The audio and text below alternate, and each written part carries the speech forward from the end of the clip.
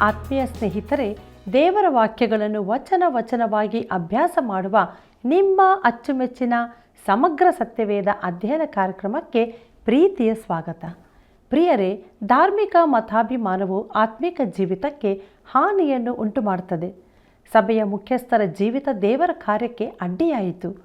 ಲೌಕಿಕ ಕಾರ್ಯಗಳಲ್ಲಿ ಮುಖ್ಯಸ್ಥರು ಕೂಡ ದೇವ ಭಕ್ತಿಯುಳ್ಳವರು, ಜ್ಞಾನ ಸಂಪನ್ನರು ಆಗಿರಬೇಕು ಎಂಬ ಬಹು ಆಳವಾದ ಸತ್ಯಗಳನ್ನು ಇಂದು ನಾವು ದೇವರ ವಾಕ್ಯದ ಅಧ್ಯಯನದಿಂದ ತಿಳಿದುಕೊಳ್ಳೋಣ.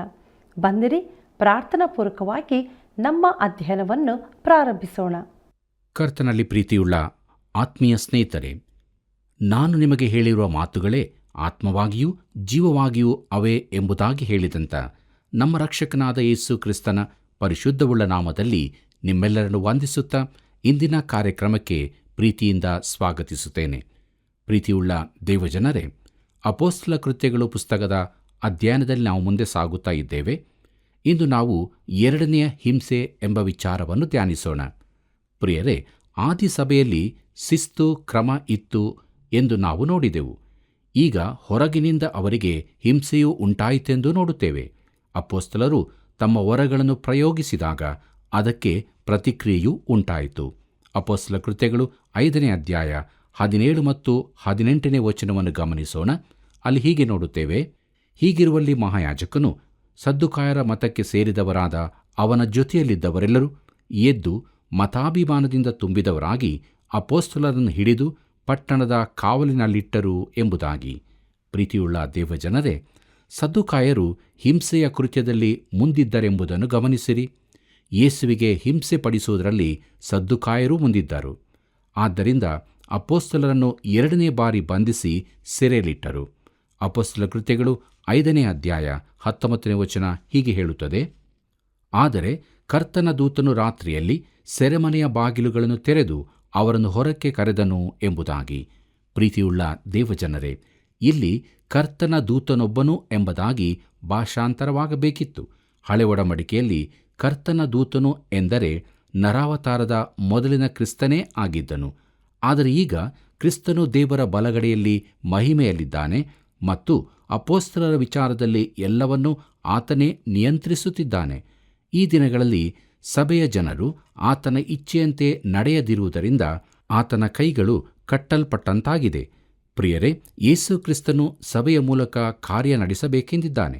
ಆತನು ನಿನ್ನ ಮೂಲಕ ಕೂಡ ಕಾರ್ಯ ಮಾಡಬೇಕೆಂದಿದ್ದಾನೆ, ನಾವು ಬಿಡುವುದಾದರೆ ಮಾತ್ರ. ಪ್ರಿಯರೇ, ಇಲ್ಲಿ ಕಾಣಿಸಿಕೊಂಡಾತನು ಕ್ರಿಸ್ತನಲ್ಲ, ಅವನು ಒಬ್ಬ ದೇವದೂತನು. ಮುಂದಕ್ಕೆ ನಾವು ನೋಡೋಣ. ಅಪೊಸ್ತಲ ಕೃತ್ಯಗಳು 5ನೇ ಅಧ್ಯಾಯ 20ನೇ ವಚನದಿಂದ 23ನೇ ವಚನದವರೆಗೆ. ಅಲ್ಲಿ ಹೀಗೆ ಬರೆದದೆ: ನೀವು ಹೋಗಿ ದೇವಾಲಯದಲ್ಲಿ ನಿಂತುಕೊಂಡು ಈ ಸಜೀವ ವಿಷಯವಾದ ಮಾತುಗಳನ್ನೆಲ್ಲ ಜನರಿಗೆ ಹೇಳಿರಿ ಅಂದನು. ಅವರು ಈ ಆಜ್ಞೆಯನ್ನು ಹೊಂದಿ ಬೆಳಕು ಹರಿಯುವಾಗಲೇ ದೇವಾಲಯದೊಳಕ್ಕೆ ಹೋಗಿ ಉಪದೇಶ ಮಾಡಿದರು. ಇತ್ತಲಾಗಿ ಮಹಾಯಾಜಕನು ಅವನ ಜೊತೆಯಲ್ಲಿದ್ದವರು ಬಂದು ಹಿರೀ ಸಭೆಯನ್ನು, ಇಸ್ರಾಯೇಲ್ಯರ ಯಜಮಾನರ ಸಭೆಯೆಲ್ಲವನ್ನೂ ಕೂಡಿಸಿ ಅವರನ್ನು ಕರೆತರುವುದಕ್ಕೆ ಸೆರೆಮನೆಗೆ ಕಳುಹಿಸಿದರು. ಓಲೇಕಾರರು ಹೋಗಿ ಅವರನ್ನು ಸೆರೆಮನೆಯಲ್ಲಿ ಕಾಣದೆ ಹಿಂತಿರುಗಿ ಬಂದು ಕಾವಲಿನ ಮನೆ ಪೂರ್ಣ ಭದ್ರವಾಗಿ ಮುಚ್ಚಿರುವುದನ್ನು, ಕಾವಲುಗಾರರು ಬಾಗಿಲುಗಳಲ್ಲಿ ನಿಂತಿರುವುದನ್ನು ಕಂಡೆವು. ಆದರೆ ತೆರೆದಾಗ ಒಳಗೆ ಒಬ್ಬರನ್ನೂ ಕಾಣಲಿಲ್ಲ ಎಂದು ತಿಳಿಸಿದರು ಎಂಬುದಾಗಿ.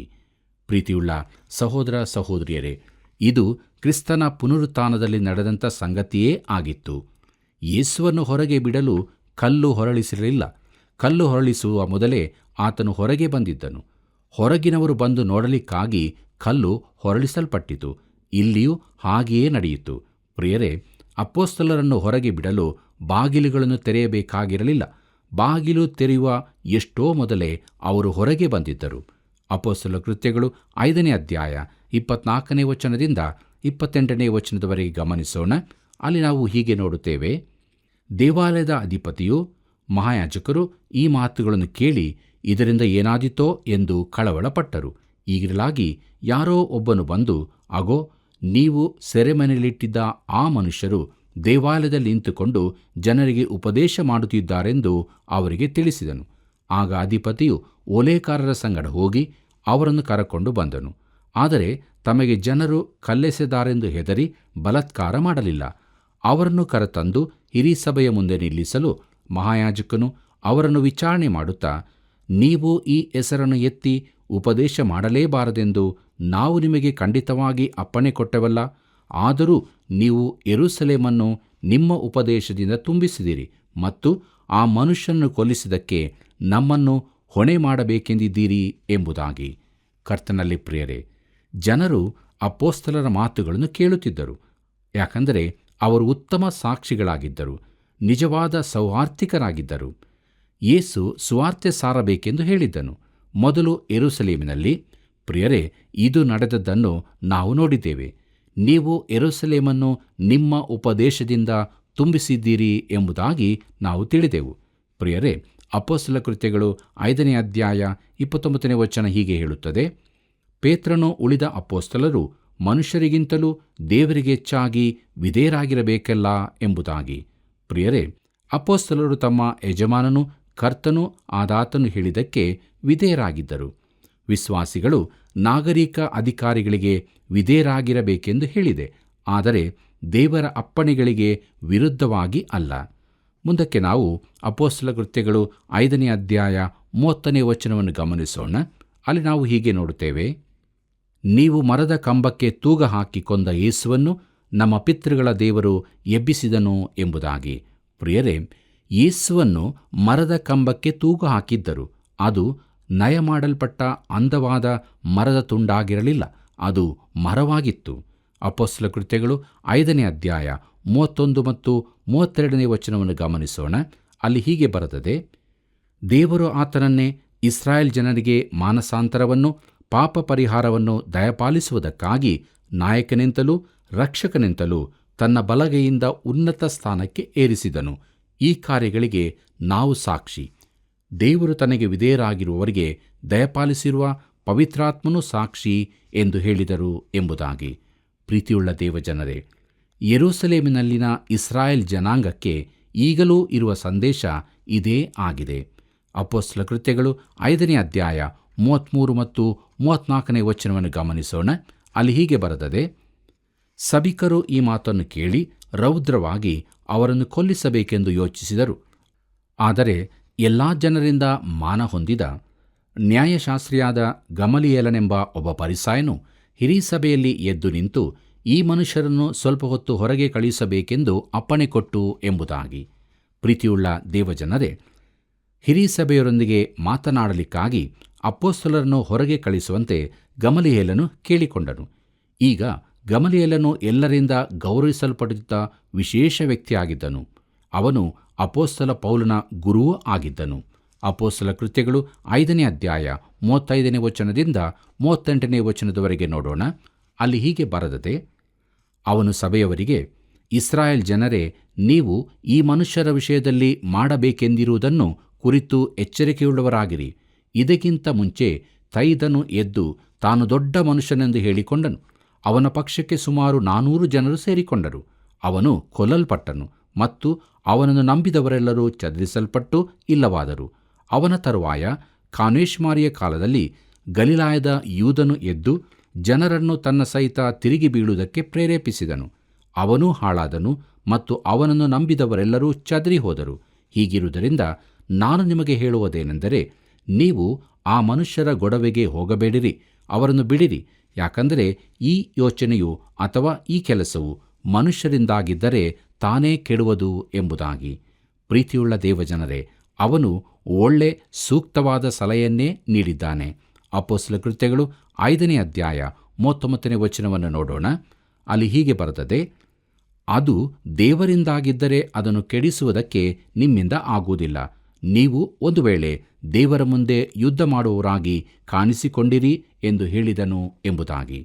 ಪ್ರೀತಿಯುಳ್ಳ ಸಹೋದರ ಸಹೋದರಿಯರೇ, ಸಮಾಜದಲ್ಲಿ ಗಲಿಬಿಲಿಗಳನ್ನೆಬ್ಬಿಸಿ ತುಂಬ ಅನುಯಾಯಿಗಳನ್ನು ಹೊಂದಿದ್ದರೂ ಕಡೆಗೆ ತಾವಾಗಿ ಬಿದ್ದು ಹೋದ ಇಲ್ಲವೇ ಕೊಲ್ಲಲ್ಪಟ್ಟ ಅನೇಕರ ಉದಾಹರಣೆಗಳನ್ನು ಗಮಲಿಯೇಲನು ಕೊಡುತ್ತಾನೆ. ಯೇಸುವಿಗೆ ಹಾಗೂ ಆತನ ಹಿಂಬಾಲಕರಿಗೆ ಹೀಗೆಯೇ ಆದಿತೆಂದು ಅವನು ಹೇಳುತ್ತಾನೆ. ಅಪೊಸ್ತಲ ಕೃತ್ಯಗಳು 5ನೇ ಅಧ್ಯಾಯ 40ನೇ ವಚನವನ್ನು ಗಮನಿಸೋಣ. ಅಲ್ಲಿ ಹೀಗೆ ಬರೆದದೆ, ಅವರು ಅವನ ಮಾತಿಗೆ ಒಪ್ಪಿ ಅಪೊಸ್ತಲರನ್ನು ಕರೆಸಿ ಹೊಡಿಸಿ ಯೇಸುವಿನ ಹೆಸರನ್ನು ಹೇಳಿ ಮಾತನಾಡಬಾರದೆಂದು ಅಪ್ಪಣೆ ಕೊಟ್ಟು ಅವರನ್ನು ಬಿಟ್ಟು ಬಿಟ್ಟರು ಎಂಬುದಾಗಿ. ಕರ್ತನಲ್ಲಿ ಪ್ರಿಯರೇ, ಈ ಮನುಷ್ಯರು ನಿರಪರಾಧಿಗಳಾಗಿದ್ದಲ್ಲಿ ಅವರನ್ನು ಹಾಗೆಯೇ ಹೋಗಗೊಡಿಸಬೇಕಿತ್ತು. ಅವರು ದೋಷಿಗಳಾಗಿರುವುದಾದರೆ ಅವರಿಗೆ ಶಿಕ್ಷೆ ಕೊಡಬೇಕಿತ್ತು. ಅವರನ್ನು ಹೊಡೆಸಿ ಬಳಿಕ ಬಿಟ್ಟು ಬಿಡುವುದು ಕುಯುಕ್ತಿಯಾಗಿತ್ತು. ಅವರು ಗಮಲಿಯೇಲನ ಮಾತಿನಂತೆ ನಡೆಯಬೇಕಿತ್ತು. ಅಪೊಸ್ತಲ ಕೃತ್ಯಗಳು 5ನೇ ಅಧ್ಯಾಯ 41 ಮತ್ತು 42ನೇ ವಚನವನ್ನು ಗಮನಿಸೋಣ. ಅಲ್ಲಿ ನಾವು ಹೀಗೆ ನೋಡುತ್ತೇವೆ: ಅಪೊಸ್ತಲರು ತಾವು ಆ ಹೆಸರಿನ ನಿಮಿತ್ತವಾಗಿ ಅವಮಾನ ಪಡುವುದಕ್ಕೆ ಯೋಗ್ಯರೆನಿಸಿಕೊಂಡವೆಂದು ಸಂತೋಷಿಸುತ್ತಾ ಹಿರೀಸಭೆಯ ಎದುರಿಂದ ಹೊರಟು ಹೋಗಿ ಪ್ರತಿದಿನ ಎಡೆಬಿಡದೆ ದೇವಾಲಯದಲ್ಲಿಯೂ ಮನೆ ಮನೆಗಳಲ್ಲಿಯೂ ಉಪದೇಶ ಮಾಡುತ್ತಾ ಕ್ರಿಸ್ತನಾದ ಯೇಸುವಿನ ವಿಷಯವಾದ ಶುಭವರ್ತಮಾನವನ್ನು ಸಾರುತ್ತಾ ಇದ್ದರು ಎಂಬುದಾಗಿ. ಕರ್ತನಲ್ಲಿ ಪ್ರೀತಿಯುಳ್ಳ ದೇವಜನರೇ, ಈ ಅಪೊಸ್ತಲರು ವಿಚಿತ್ರ ಜನರಾಗಿದ್ದರು. ಕರ್ತನಾದ ಯೇಸುವಿಗಾಗಿ ತಾವು ಹಿಂಸೆ ಅನುಭವಿಸುವಂಥದ್ದಕ್ಕಾಗಿ ಅವರು ಸಂತೋಷಪಟ್ಟರು ಮತ್ತು ಯೇಸುವಿನ ಕುರಿತಾಗಿ ಉಪದೇಶಿಸುವುದನ್ನು ಪ್ರಸಂಗಿಸುವುದನ್ನು ಮುಂದುವರಿಸಿದರು. ಸುವಾರ್ತೆ ಎಂದರೆ ಏನು? ಅದು ಒಬ್ಬ ವ್ಯಕ್ತಿಯೇ, ಅದು ಯೇಸು ಕ್ರಿಸ್ತನು ತಾನೇ. ಪ್ರಿಯರೇ, ನಿನ್ನಲ್ಲಿ ಆತನು ಇಂದು ಇದ್ದಾನೋ? ಇದಕ್ಕೆ ಉತ್ತರ ಹೌದು ಅಥವಾ ಇಲ್ಲ ಎಂಬುದೇ. ನೀನು ಆತನನ್ನು ನಂಬುತ್ತಿ, ಇಲ್ಲವಾದರೆ ನಂಬುವುದಿಲ್ಲ. ಆತನು ನಿನ್ನ ರಕ್ಷಕನಾಗಿ ಇದ್ದಾನೆ, ಇಲ್ಲವೇ ನಿನಗೆ ರಕ್ಷಕರೇ ಇರುವುದಿಲ್ಲ. ಇದೇ ಸಂದೇಶವಾಗಿದೆ. ಪ್ರಿಯರೇ, ಅಪೊಸ್ತಲರು ಯೇಸು ಕ್ರಿಸ್ತನನ್ನು ಪ್ರಚುರಪಡಿಸುವುದನ್ನು, ಬೋಧಿಸುವುದನ್ನು ನಿಲ್ಲಿಸದೆ ಮುಂದುವರಿಸಿಕೊಂಡು ಹೋದರು. ಪ್ರೀತಿಯುಳ್ಳ ದೇವಜನರೇ, ಇಲ್ಲಿಗೆ ಅಪೊಸ್ತಲ ಕೃತ್ಯಗಳು ಪುಸ್ತಕದ 5ನೇ ಅಧ್ಯಾಯದ ಧ್ಯಾನವನ್ನು ನಾವು ಮಾಡಿ ಮುಗಿಸಿದ್ದೇವೆ. ದೇವರಿಗೆ ಸ್ತೋತ್ರವಾಗಲಿ. ಮುಂದಕ್ಕೆ ನಾವು ಅಪೊಸ್ತಲ ಕೃತ್ಯಗಳು 6ನೇ ಅಧ್ಯಾಯದ ಧ್ಯಾನವನ್ನು ಪ್ರಾರಂಭಿಸೋಣ. ಇದರ ಮುಖ್ಯ ಪ್ರಸ್ತಾಪ ಸಭೆಯಲ್ಲಿ ಸೇವೆಗೆ ಸಹಾಯಕರ ನೇಮಕ, ಅವರಲ್ಲೊಬ್ಬನಾದ ಸ್ತೆಫನನ ಸಾಕ್ಷಿ ಎಂಬುದಾಗಿ. ಪ್ರೀತಿಯುಳ್ಳ ದೇವಜನರೇ, ಸಭೆಯಲ್ಲಾದ ದ್ರೋಹದ ಮುಂದಿನ ಪರಿಣಾಮವನ್ನು ಈ ಅಧ್ಯಾಯದಲ್ಲಿ ನಾವು ನೋಡಲಿದ್ದೇವೆ. ಮೊದಲಿಗೆ ಅನನೀಯ ಸಫೈರರು ಮಾಡಿದ ದ್ರೋಹದ ಕುರಿತಾಗಿ ನೋಡಿದೆವು.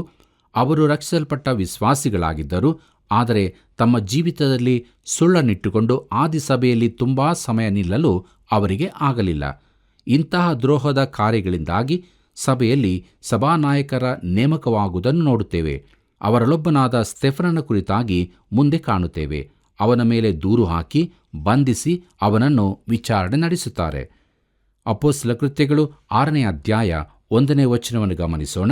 ಅಲ್ಲಿ ಹೀಗೆ ನೋಡುತ್ತೇವೆ: ಆ ದಿವಸಗಳಲ್ಲಿ ಶಿಷ್ಯರು ಹೆಚ್ಚುತ್ತಾ ಬರಲಾಗಿ ಅವರೊಳಗೆ ಗ್ರೀಕ್ ಭಾಷೆಯವರು ಇಬ್ರಿಯ ಭಾಷೆಯವರ ಮೇಲೆ ದಿನದಿನದ ಉಪಚಾರದಲ್ಲಿ ತಮ್ಮ ವಿಧೇಯರನ್ನು ಸರಿಯಾಗಿ ಪರಾಂಬರಿಸುವುದಿಲ್ಲವೆಂದು ಗುಣುಗುಟ್ಟಿದರು ಎಂಬುದಾಗಿ. ಕರ್ತನಲ್ಲಿ ಪ್ರಿಯರೇ, ಈ ಸಂಗತಿಯು ಸಭಾಚರಿತ್ರೆಯ ಪ್ರಾರಂಭದಲ್ಲಿ ನಡೆದದೆಂಬುದನ್ನು ನಾವು ಗಮನಿಸಬೇಕಾಗಿದೆ. ಈಗ ಗ್ರೀಕ್ ಭಾಷೆಯವರು ಇಬ್ರಿಯ ಭಾಷೆಯವರ ಮೇಲೆ ಗುಣುಗುಟ್ಟತೊಡಗಿದರು. ಅದು ಎರಡು ಜಾತಿಗಳ ನಡುವಿನ ತಿಕ್ಕಾಟವಲ್ಲ. ಗ್ರೀಕ್ ಭಾಷೆಯವರು ಗ್ರೀಕ್ ಸಂಸ್ಕೃತಿಯ ಹಿನ್ನೆಲೆ ಹೊಂದಿದವರು, ಆದರೆ ಯೆರೂಸಲೇಮಿನಲ್ಲಿದ್ದ ಇಬ್ರಿಯರು ಮೋಶೆಯ ಧರ್ಮಶಾಸ್ತ್ರದ ಅನುಯಾಯಿಗಳಾಗಿದ್ದರು. ಸ್ವಾಭಾವಿಕವಾಗಿ ಅವರಲ್ಲಿ ತಪ್ಪಾಭಿಪ್ರಾಯಗಳು ಉಂಟಾದವು. ಪ್ರಿಯರೇ, ಪವಿತ್ರಾತ್ಮನು ಆದಿಸಭೆಯನ್ನು ಎತ್ತರಿಸಿದ್ದ ಉನ್ನತ ಮಟ್ಟವು ಸೈತಾನನಿಂದಾದ ಭೇದ ಹಾಗೂ ಗಲಿಬಿಲಿಗಳಿಂದಾಗಿ ತಡೆ ಮಾಡಲ್ಪಟ್ಟಿತು. ಸಾಮಾಜಿಕ ಹಂಚುವಿಕೆಯ ಜೀವನ ಅವರು ನೆನೆಸಿದ್ದಷ್ಟು ಸರಳವಾಗಿ ನಡೆಯಲಿಲ್ಲ. ಈ ವಿಚಾರಗಳನ್ನು ಅಪೊಸ್ತಲರ ಗಮನಕ್ಕೂ ತಂದರು. ಅಪೊಸ್ತಲ ಕೃತ್ಯಗಳು 6ನೇ ಅಧ್ಯಾಯ 2ನೇ ವಚನವನ್ನು ಗಮನಿಸೋಣ. ಅಲ್ಲಿ ಹೀಗೆ ನೋಡುತ್ತೇವೆ: ಆಗ 12 ಮಂದಿ ಅಪೊಸ್ತಲರು ಶಿಷ್ಯ ಮಂಡಳಿಯನ್ನು ಕೂಡಿಸಿ, ನಾವು ದೇವರ ವಾಕ್ಯೋಪದೇಶವನ್ನು ಬಿಟ್ಟು ಉಪಚಾರ ಮಾಡುತ್ತಿರುವುದು ತಕ್ಕದಲ್ಲವಲ್ಲ ಎಂಬುದಾಗಿ. ಕರ್ತನಲ್ಲಿ ಪ್ರಿಯರೇ, ತಾವು ವಾಕ್ಯೋಪದೇಶವನ್ನು ಬಿಟ್ಟು ಉಪಚಾರದ ಕೆಲಸದಲ್ಲಿ ತೊಡಗಿಕೊಂಡರೆ ತಮ್ಮ ಆತ್ಮೀಕ ಜೀವಿತ ಕುಂಠಿತವಾಗುತ್ತದೆಂದು ಅವರು ತಿಳಿದರು. ಪ್ರಾರ್ಥನೆ, ವಾಕ್ಯೋಪದೇಶಗಳನ್ನು ತಾವು ಬಿಟ್ಟು ಬಿಡಲೇ ಬಾರದೆಂದು ಅವರು ನಿಶ್ಚಯಿಸಿಕೊಂಡರು. ಪ್ರಿಯರೇ, ಸಭಾ ಸೇವಕನು ದೇವರ ವಾಕ್ಯದ ಅಭ್ಯಾಸಕ್ಕೂ ಪ್ರಾರ್ಥನೆಗೂ ಪ್ರಮುಖ ಸ್ಥಾನ ಕೊಡಬೇಕಾಗಿದೆ ಎಂಬುದನ್ನು ಪ್ರತಿ ಸಭೆಯೂ ಮನಗಾಣಬೇಕು. ಆದರೆ ದುರದೃಷ್ಟವಶಾತ್ ಈಗಿನ ಸಭೆಗಳಲ್ಲಿ ಉತ್ತಮ ಕಾರ್ಯಕ್ರಮ ಸಂಯೋಜಕರು, ಆಡಳಿತದಲ್ಲಿ ನಿಪುಣರೂ ಆದವರನ್ನು ಸಭಾಪಾಲಕರಾಗಿ ನೇಮಿಸುತ್ತಾರೆ. ಇದರಿಂದಾಗಿ ಇಂದಿನ ಸಭೆಗಳಲ್ಲಿ ತೊಂದರೆಗಳುಂಟಾಗುತ್ತದೆ. ದಯವಿಟ್ಟು ಪರೀಕ್ಷಿಸಿ ನೋಡಿರಿ. ಅಪೊಸ್ತಲ ಕೃತ್ಯಗಳು 6ನೇ ಅಧ್ಯಾಯ 3 ಮತ್ತು 4ನೇ ವಚನವನ್ನು ಗಮನಿಸೋಣ.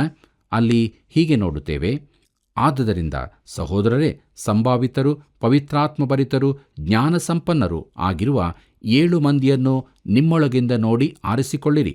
ಅವರನ್ನು ಈ ಕೆಲಸದ ಮೇಲೆ ನೇಮಿಸುವೆವು. ನಾವಾದರೂ ಪ್ರಾರ್ಥನೆಯನ್ನು, ವಾಕ್ಯೋಪದೇಶವನ್ನು ಮಾಡುವುದರಲ್ಲಿ ನಿರತರಾಗುವೆವು ಎಂದು ಹೇಳಿದರು ಎಂಬುದಾಗಿ. ಪ್ರೀತಿಯುಳ್ಳ ಸಹೋದರ ಸಹೋದರಿಯರೇ, ಸಭೆಯಲ್ಲಿ ಸಮಸ್ಯೆ ಬಂದದರಿಂದ ಆ 7 ಮಂದಿಯನ್ನು ನೇಮಕ ಮಾಡಲಾಯಿತು. ಈಗ ಸಭೆಯ ಲೌಕಿಕ ಕಾರ್ಯಗಳಲ್ಲಿ ತೊಡಗಬೇಕಾದ ಈ 7 ಮಂದಿಯ ಅರ್ಹತೆಗಳೇನೆಂಬುದನ್ನು ಗಮನಿಸಿರಿ. ಸಭೆಗಳಲ್ಲಿ ಈ ದಿನಗಳಲ್ಲಿ ಸಹಾಯಕರನ್ನು ನೇಮಿಸುವಾಗ ಈ ಅಂಶಗಳನ್ನು ಲಕ್ಷ್ಯಕ್ಕೆ ತೆಗೆದುಕೊಳ್ಳುವುದಿಲ್ಲ. ಅನೇಕರು ನನಗೆ ಸಭಾ ಹಿರಿಯನಾಗಲು ಆಸಕ್ತಿ ಇಲ್ಲ, ಆದರೆ ಸಹಾಯಕನಾಗಿರುವುದಕ್ಕೆ ಇಚ್ಛಿಸುತ್ತೇನೆಂದು ಹೇಳುವುದನ್ನು ಕೇಳುತ್ತೇವೆ. ಪ್ರಿಯರೇ, ಆದರೆ ನಾನು ಹೇಳುವುದೇನೆಂದರೆ, ಸಭಾ ಸಹಾಯಕನಾಗಿರುವವನಲ್ಲಿ ಹೆಚ್ಚಿನ ಆತ್ಮಿಕತೆ, ಬುದ್ಧಿವಂತಿಕೆ ಹಾಗೂ ಪ್ರಾರ್ಥನಾ ಜೀವಿತಗಳು ಇರಬೇಕಾಗುತ್ತದೆ. ಅಪೊಸ್ತಲ ಕೃತ್ಯಗಳು 6ನೇ ಅಧ್ಯಾಯ 4 ಮತ್ತು 5ನೇ ವಚನವನ್ನು ಗಮನಿಸೋಣ. ಅಲ್ಲಿ ಹೀಗೆ ಬರೆದದೆ, ನಾವಾದರೂ ಪ್ರಾರ್ಥನೆಯನ್ನು, ವಾಕ್ಯೋಪದೇಶವನ್ನು ಮಾಡುವುದರಲ್ಲಿ ನಿರತರಾಗಿರುವೆವು ಎಂದು ಹೇಳಿದರು. ಈ ಮಾತು ಸರ್ವಮಂಡಲಿಗೆ ಒಳ್ಳೆಯದೆಂದು ಸೋಚಿತು. ಅವರು ಪವಿತ್ರಾತ್ಮ ಭರಿತರು, ನಂಬಿಕೆಯಿಂದ ತುಂಬಿದವರು ಆದ ಸ್ತೆಫನನನ್ನು, ಫಿಲಿಪ್ಪ, ಪ್ರೊಕ್ಯೋರ, ನಿಕನೋರ, ತಿಮೋನ, ಪರ್ಮೇನ, ಯಹೂದ್ಯ, ಮತಾವಲಂಬಿಯಾದ ಅಂತಿಯೋಕ್ಯದ ನಿಕೋಲಾಯ ಎಂಬವರನ್ನು ಆರಿಸಿಕೊಂಡು ಅಪೊಸ್ತಲರ ಮುಂದೆ ನಿಲ್ಲಿಸಿದರು ಎಂಬುದಾಗಿ. ಪ್ರೀತಿಯುಳ್ಳ ದೇವಜನರೇ, ಇದು ಅಪೊಸ್ತಲರ ಕರ್ತವ್ಯವಾಗಿತ್ತು. ಕೊನೆಯ 5 ಮಂದಿಯ ಕುರಿತಾಗಿ ನಾನೇನು ಹೇಳಲಾಗದು.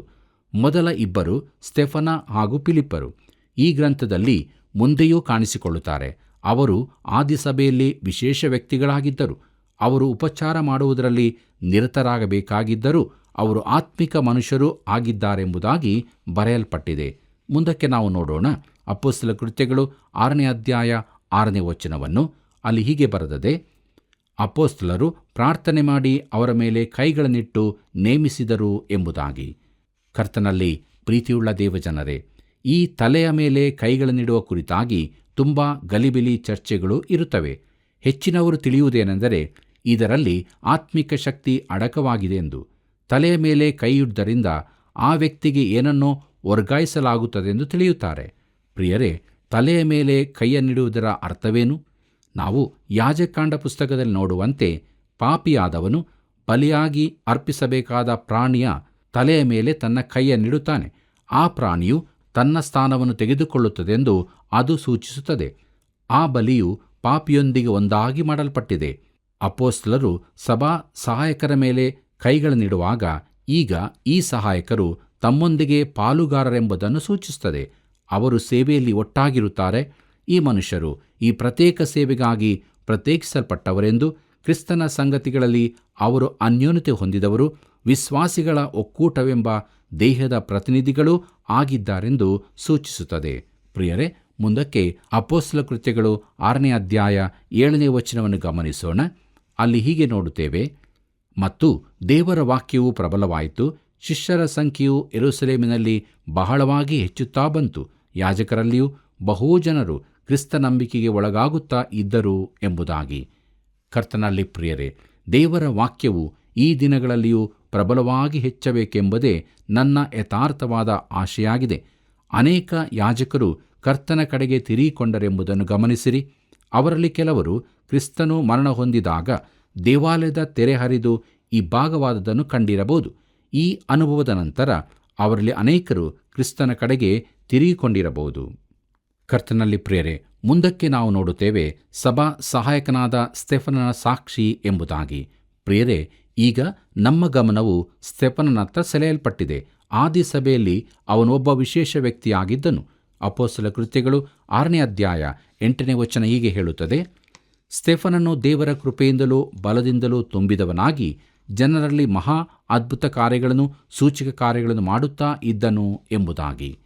ಕರ್ತನಲ್ಲಿ ಪ್ರಿಯರೇ, ಈ ಸಭಾ ಸಹಾಯಕರಲ್ಲಿಯೂ ಅಪೊಸ್ತಲರಿದ್ದಂತೆ ಸೂಚಕ ಕಾರ್ಯಗಳನ್ನು ಮಾಡುವ ವರವಿದ್ದಿರಬೇಕು. ಅವರೆಲ್ಲರೂ ಒಂದು ವಿಶಿಷ್ಟ ಸ್ಥಾನದಲ್ಲಿದ್ದರು.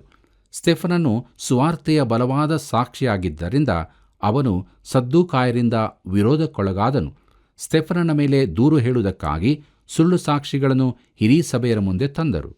ಪ್ರೀತಿಯುಳ್ಳ ದೇವಜನರೇ, ನಮ್ಮ ಕಾರ್ಯಕ್ರಮದ ಅಂತ್ಯಭಾಗಕ್ಕೆ ನಾವು ಬಂದಿರುವಾಗ ಕೊನೆಯದಾಗಿ ಅಪೊಸ್ತಲ ಕೃತ್ಯಗಳು 6ನೇ ಅಧ್ಯಾಯ 9ನೇ ವಚನದಿಂದ 15ನೇ ವಚನದವರೆಗೆ ಗಮನಿಸೋಣ. ಅಲ್ಲಿ ಹೀಗೆ ನೋಡುತ್ತೇವೆ: ಆದರೆ ಲಿಬೇತೀನ್ಯರೆಂಬವರ ಸಮಾಜದವರಲ್ಲಿಯೂ, ಕುರೇನ್ಯದವರ ಮತ್ತು ಅಲೆಕ್ಸಾಂಡ್ರಿಯರವರ ಸಮಾಜದವರಲ್ಲಿಯೂ, ಕಿಲಿಕ್ಯ ಆಸ್ಯ ಸೀಮೆಗಳಿಂದ ಬಂದವರ ಸಮಾಜದವರಲ್ಲಿಯೂ ಕೆಲವರು ಎದ್ದು ಸ್ತೆಫನನ ಸಂಗಡ ತರ್ಕ ಮಾಡುತ್ತಾ ಇರಲು ಅವನ ಮಾತಿನಲ್ಲಿ ಕಂಡುಬಂದ ಜ್ಞಾನವನ್ನು, ಪವಿತ್ರಾತ್ಮ ಶಕ್ತಿಯನ್ನು ಎದುರಿಸಲಾರದೆ ಹೋದರು. ಆಗ ಅವರು ಕೆಲವು ಮನುಷ್ಯರಿಗೆ, ಇವನು ಮೋಶೆಗೆ ವಿರೋಧವಾಗಿಯೂ ದೇವರಿಗೆ ವಿರೋಧವಾಗಿಯೂ ದೂಷಣೆಯ ಮಾತುಗಳನ್ನಾಡುವುದನ್ನು ಕೇಳಿದೆವೆಂದು ಹೇಳಿರಿ ಎಂಬುದಾಗಿ ಬೋಧಿಸಿ ಜನರನ್ನು, ಹಿರಿಯರನ್ನು, ಶಾಸ್ತ್ರಿಗಳನ್ನು ರೇಗಿಸಿದರು. ಮತ್ತು ಬಂದು ಅವನನ್ನು ಹಿಡಿದು ಹಿರೀ ಸಭೆಗೆ ತೆಗೆದುಕೊಂಡು ಹೋಗಿ ಸುಳ್ಳು ಸಾಕ್ಷಿಗಳನ್ನು ಕರೆತಂದು ನಿಲ್ಲಿಸಿದರು. ಆ ಸಾಕ್ಷಿಗಳು, ಈ ಮನುಷ್ಯನು ಈ ಪರಿಶುದ್ಧವಾದ ಸ್ಥಳಕ್ಕೆ ವಿರೋಧವಾಗಿಯೂ ಧರ್ಮಶಾಸ್ತ್ರಕ್ಕೆ ವಿರೋಧವಾಗಿಯೂ ಮಾತಾಡುವುದನ್ನು ಬಿಡುವುದೇ ಇಲ್ಲ. ಆ ನಜರೇತಿನ ಯೇಸು ಈ ದೇವಾಲಯವನ್ನು ಕೆಡವಿ ಮೋಶೆ ನಮಗೆ ನೇಮಿಸಿರುವ ಆಚಾರಗಳನ್ನು ಬೇರೆ ಮಾಡುವನೆಂಬುದಾಗಿ ಇವನು ಹೇಳುವುದನ್ನು ನಾವು ಕೇಳಿದ್ದೇವೆ ಅಂದರು. ಆಗ ಹಿರೀ ಸಭೆಯಲ್ಲಿ ಕೂತಿದ್ದವರೆಲ್ಲರೂ ಅವನನ್ನು ದೃಷ್ಟಿಸಿ ನೋಡಿ ಅವನ ಮುಖವು ದೇವದೂತನ ಮುಖದಂತೆ ಇರುವುದನ್ನು ಕಂಡರು ಎಂಬುದಾಗಿ. ಪ್ರೀತಿಯುಳ್ಳ ದೇವಜನರೇ, ಸ್ತೆಫನನನ್ನು ಹಿರೀ ಸಭೆಯ ಮುಂದೆ ತಂದರು ಹಾಗೂ ಅವನ ವಿರುದ್ಧ ಸುಳ್ಳು ಸಾಕ್ಷಿಗಳನ್ನು ತಂದರು. ಸುಳ್ಳು ಸಾಕ್ಷಿಗಳು ಅರ್ಧ ಸತ್ಯವಾಗಿರುವ ಸಂಗತಿಗಳನ್ನೇ ಹೇಳುತ್ತಾರೆ. ಯೇಸು ಈ ದೇವಾಲಯವನ್ನು ಹಾಳುಗೆಡುವಿರಿ, ಅದನ್ನು ತಿರುಗಿ ನಾನು ಎಬ್ಬಿಸ್ತೇನೆ ಎಂದು ಹೇಳಿದ್ದನ್ನು ಅವರು ಕೇಳಿದ್ದರು. ಯೇಸು ತನ್ನ ದೇಹವೆಂಬ ದೇವಾಲಯದ ಕುರಿತಾಗಿ ಅದನ್ನು ನುಡಿದಿದ್ದನು. ಆದರೆ ಆತನ ವಿಚಾರಣೆಯ ಕಾಲದಲ್ಲಿ ಸುಳ್ಳು ಸಾಕ್ಷಿಗಳು ಅದನ್ನು ತಮಗೆ ಬೇಕಾದಂತೆ ತಿರುಗಿಸಿಕೊಂಡರು. ಜನರು ಧರ್ಮಶಾಸ್ತ್ರದಿಂದ ರಕ್ಷಿಸಲ್ಪಡದೆ ಕೃಪೆಯಿಂದಲೇ ರಕ್ಷಿಸಲ್ಪಡುತ್ತಾರೆ. ಈಗಿನ ದಿನಗಳಂತೆಯೇ ಮೋಶೆಯ ದಿನಗಳಲ್ಲಿಯೂ ರಕ್ಷಣೆಯು ಕೃಪೆಯಿಂದಲೇ ಆಗಿದೆ. ಅವರ ದೂರುಗಳು ಅರ್ಧ ಸತ್ಯವನ್ನು ಅವಲಂಬಿಸಿದೆ. ಪ್ರೀತಿಯುಳ್ಳ ದೇವಜನರೇ, ಅವರು ಸ್ತೆಫನನ ಮುಖದಲ್ಲಿ ವಿಶೇಷವಾದುದನ್ನು ಕಂಡರು. ಈ ಲೋಕದ ಬೇರಾವ ಮನುಷ್ಯನಿಗಿಂತಲೂ ಇವನು ದೇವದೂತನಿಗೆ ಸಮೀಪದ ಹೋಲಿಕೆಯವನಾಗಿ ಕಂಡನು. ಕರ್ತನಲ್ಲಿ ಪ್ರೀತಿಯುಳ್ಳ ಸಹೋದರ ಸಹೋದರಿಯರೇ, ದೇವರ ವಾಕ್ಯವನ್ನು ನಾವು ಧ್ಯಾನ ಮಾಡಿದ್ದೇವೆ. ದೇವರಾತ್ಮನ ಮೂಲಕವಾಗಿ ಸತ್ಯವನ್ನು ತಿಳಿದುಕೊಂಡಿದ್ದೇವೆ. ನಮ್ಮ ಜೀವಿತ ಈ ಲೋಕದಲ್ಲಿ ಜನರ ಮಧ್ಯದಲ್ಲಿ ಹೇಗಿದೆ? ನಾವು ಕ್ರಿಸ್ತನಿಗೋಸ್ಕರ ಪ್ರಕಾಶಿಸುತ್ತಿದ್ದೇವೆಯೋ ಅಥವಾ ನಾವು ಮೋರೆ ಬಾಡಿದವರಾಗಿ ಇಹಲೋಕದವರಾಗಿ ಜೀವಿಸುತ್ತಾ ಇದ್ದೇವೆಯೋ? ಯಾರ್ಯಾರು ಆತನನ್ನು ದೃಷ್ಟಿಸಿದರೋ ಅವರು ಪ್ರಕಾಶವನ್ನು ಹೊಂದಿದರು ಎಂಬುದಾಗಿ ದೇವರ ವಾಕ್ಯ ಹೇಳುವಾಗ ನಮ್ಮ ದೃಷ್ಟಿಯನ್ನು ಕರ್ತನ ಮೇಲೆ ಇಡೋಣ. ನಂಬಿಕೆಯ ನಮ್ಮ ಓಟದಲ್ಲಿ ಓಡೋಣ. ಜಯಮಾಲೆಯನ್ನು ನಮ್ಮದಾಗಿ ಮಾಡಿಕೊಳ್ಳೋಣ. ಹೀಗಾಗುವಂತೆ ದೇವರು ತಾನೇ ನಮಗೆ ಸಹಾಯ ಮಾಡಿ ನಡೆಸಲಿ. ಕರ್ತನ ಕೃಪೆಯು ಸದಾ ನಿಮ್ಮ ಸಂಗಡ ಇರಲಿ. ಪ್ರಿಯರೇ, ಆದಿ ಸಭೆಯಲ್ಲಿ ಶಿಸ್ತು ಕ್ರಮವಿತ್ತು. ಆಗ ಹೊರಗಿನಿಂದ ಅವರಿಗೆ ಹಿಂಸೆ ಉಂಟಾಯಿತು. ಅಪೊಸ್ತಲರು ತಮ್ಮ ವರಗಳನ್ನು ಉಪಯೋಗಿಸಿದಾಗ ಅದಕ್ಕೆ ಪ್ರತಿಕ್ರಿಯೆ ಉಂಟಾಯಿತು. ಈ ಸ್ಥಿತಿ ಈಗಲೂ ಕ್ರೈಸ್ತ ವಿಶ್ವಾಸದ ಜೀವಿತದಲ್ಲಿ ದೇವರ ವಾಕ್ಯಕ್ಕೆ ಅನುಸಾರವಾಗಿ ನಡೆಯುವ ಸಭೆಯಲ್ಲಿಯೂ ಇದೆ. ಆದುದರಿಂದ ಪ್ರಿಯರೇ, ನಮ್ಮ ನಂಬಿಕೆಗೆ ಎಂದಿಗೂ ಕುಂದು ಬಾರದಂತೆ ಪರಿಶುದ್ಧತೆಯಿಂದ ಆತ್ಮನ ಬಲದಿಂದ ಜೀವಿಸಿ ಕ್ರಿಸ್ತನಿಗೆ ಸಾಕ್ಷಿಗಳಾಗಿ ಇರೋಣ. ಬನ್ನಿ ಪ್ರಾರ್ಥನೆಯನ್ನು ಮಾಡೋಣ. ಸ್ತುತಿ ಸ್ತೋತ್ರಗಳ ಮಧ್ಯದಲ್ಲಿ ವಾಸ ಮಾಡುವ ನಮ್ಮ ಸ್ವರ್ಗೀಯ ತಂದೆಯಾದ ದೇವರೇ, ಇವಿಷ್ಟೊಂದು ಒಳ್ಳೆಯ ಸಮಯವನ್ನು ಅನುಗ್ರಹಿಸಿಕೊಟ್ಟಿದ್ದಿ. ಇದುವರೆಗೂ ನಿನ್ನ ಜೀವವುಳ್ಳ ವಾಕ್ಯಗಳನ್ನು ನಾವು ಧ್ಯಾನ ಮಾಡಲಿಕ್ಕಾಗುವಂತೆ ನಮಗೆ ಕೊಟ್ಟಿರುವಂಥ ಅವಕಾಶಕ್ಕಾಗಿ ಸ್ತೋತ್ರ. ಪ್ರಿಯಕರ್ತನೆ, ಅನೇಕ ಕಡೆಗಳಲ್ಲಿ ನಾವು ನೋಡುವಾಗ ಹಿಂಸೆಗೆ ಒಳಗಾಗಿದ್ದಾರೆ ಪ್ರಿಯರು. ಅವರನ್ನು ಬಲಪಡಿಸು, ಅವರ ನಂಬಿಕೆಯನ್ನು ಹೆಚ್ಚಿಸು ಕರ್ತನೆ. ನಿನ್ನನ್ನು ಬಿಟ್ಟು ಹಿಂಜರಿಯದಂತೆ ಕೃಪೆ ಮಾಡು. ಈ ಕಾರ್ಯಕ್ರಮವನ್ನು ವೀಕ್ಷಿಸುತ್ತಿರುವಂಥ ಪ್ರತಿಯೊಬ್ಬ ಸಹೋದರ ಸಹೋದರಿಯನ್ನು, ನಮ್ಮ ಮಿತ್ರರನ್ನು ಆಶೀರ್ವದಿಸು. ಯೇಸು ಕ್ರಿಸ್ತನ ನಾಮದಲ್ಲಿ ಬೇಡಿತೇವೆ ತಂದೆಯೇ, ಆಮೇನ್. ಪ್ರಿಯರೇ, ನಿಮ್ಮ ಆತ್ಮಿಕ ಜೀವಿತಕ್ಕೆ ಬಲವನ್ನು ನೀಡುತ್ತಿರುವ ಈ ಕಾರ್ಯಕ್ರಮಕ್ಕಾಗಿ ದಿನಾಲು ಪ್ರಾರ್ಥಿಸಿರಿ. ಇತರರಿಗೆ ಕೂಡ ತಿಳಿಯಪಡಿಸಿರಿ. ತಪ್ಪದೇ ಕರೆ ಮಾಡಿರಿ. ಮತ್ತೆ ಭೇಟಿಯಾಗೋಣವಾ? ವಂದನೆಗಳು.